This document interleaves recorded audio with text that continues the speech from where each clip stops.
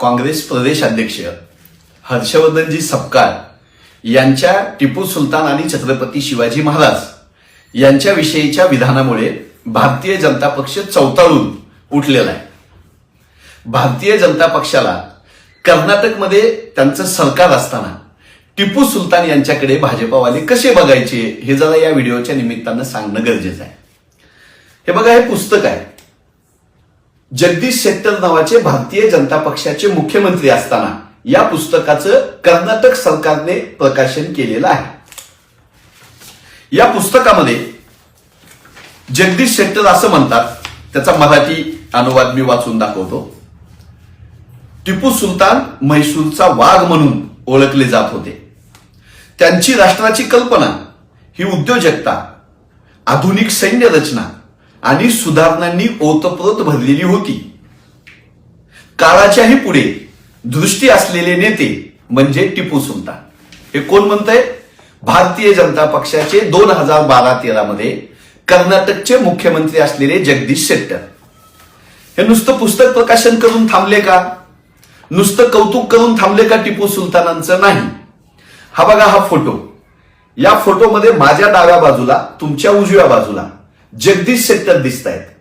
टिपू सुलतानांच्या जयंती दिवशी टिपू सुलतान घालायचे तशी पगडी घालून जगदीश शेट्टर भाजपाचे मुख्यमंत्री टिपू सुलतान जयंतीमध्ये सहभागी झालेले दिसत आहेत. दुसरा फोटो,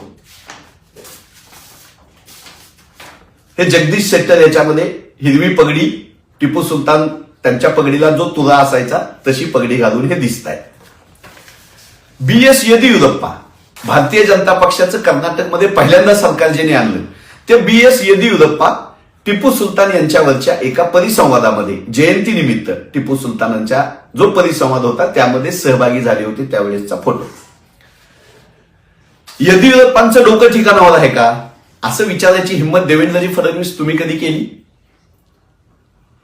जगदीश शेट्टर यांच्यावर आग पाखड नवनाथ बन आणि भारतीय जनता पक्षाच्या प्रवक्त्यांनी कधी केली? काँग्रेसनं टिपू सुलतानांचं कौतुक केलं की तुमचा तिरपापड होतो, मात्र भाजपानं पुस्तक प्रकाशित केलं, जयंतीचे कार्यक्रम घेतले, टिपू सुलतान घालतात तशी पगडी घालून भाजपाचे मुख्यमंत्री उपस्थित राहिले, तुम्हाला काहीच अडचण नसते. छत्रपती शिवाजी महाराजांसोबत टिपू सुलतानांची तुलना केली असं जे तुम्ही सांगताय. हर्षवर्धन दादा सपकाळ म्हणाले, छत्रपती शिवाजी महाराजांनी जी स्वातंत्र्याची लढाई लढली, जे शौर्य दाखवलं, त्याच शौर्याचा कित्ता गिरवत टिपू सुलतान इंग्रजांसोबत लढले. तसं समकक्ष बघितलं पाहिजे हे त्यांचं विधान. त्या विधानाचा विपर्यास करताय. शिवाजी महाराजांचं प्रेम भारतीय जनता पक्षानं आम्हाला शिकवावं. ज्या भगतसिंग कोश्यारी नावाच्या म्हाताऱ्या माणसाने, वाचाळ माणसाने छत्रपती शिवाजी महाराजांना समर्थ रामदास नसते तर कोण ओळखतो असं विधान केलं, त्याला पद्मभूषण पुरस्कार देणारे भाजपवाले, त्याला राज्यपाल करणारे भाजपवाले. काल परवा फडणवीस साहेबांनी त्याचं स्वागत केलं महाराष्ट्रात आल्यानंतर. श्रीपाद छिंदम असे, प्रशांत कोलटकर असे, राहुल सोलापूरकर असे, सुधांशु त्रिवेदी असे, यांनी छत्रपती शिवाजी महाराजांविषयी गरज ओकली. एक भाजपवाला बोलला, फडणवीस साहेब बोलले, नवनाथ बन बोलले. ज्या सावरकरांचा उठता बसता उद फडणवीस साहेब तुम्ही करताय, नवनाथ बन तुम्ही करताय, त्या सावरकरांनी छत्रपती शिवाजी महाराजांच्या गुणांना सद्गुण विकृती म्हणून हिनवलं. तुम्ही कधी तोंड उचकटलं?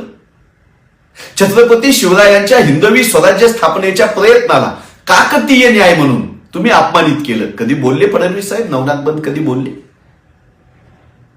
स्वातंत्र्य आंदोलनामध्ये ज्या श्यामाप्रसाद मुखर्जींनी 42 आंदोलनं मोडून काढण्यासाठी काम केलं, फजलुल हकच्या सोबत राहून बंगाल प्रांतामध्ये काँग्रेसच्या लोकांना, स्वातंत्र्य चळवळीतल्या लोकांना फासावर लटकवायचं काम केलं, त्यांना मानणारे तुम्ही लोक, तुम्ही आम्हाला स्वातंत्र्याची शिकवण देणार, शिवाजी महाराजांची स्वराज्याची शिकवण देणार?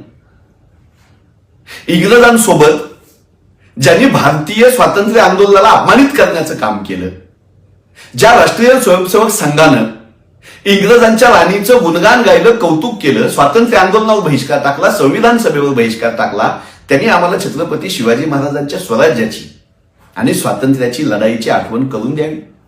शिवराय आमचा आत्मा आहे, शिवराय आमचा श्वास आहे. म्हणून पंडित जवाहरलाल नेहरू यांच्या हस्ते काँग्रेसच्या काळात प्रतापगडावर उभा केलेला पुतळा 60 वर्षानंतर उभा आहे.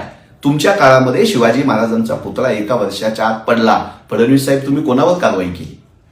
त्यामुळे शिवराय असोत की टिपू सुलतान असोत, स्वातंत्र्य, स्वराज्य आणि लढाई ही आमच्याकडून भाजपवाल्यांनी शिकावी. तुमच्याकडून लोकांनी माफीनामे शिकायचे, 60 रुपये पेन्शन घ्यायची शिकायची.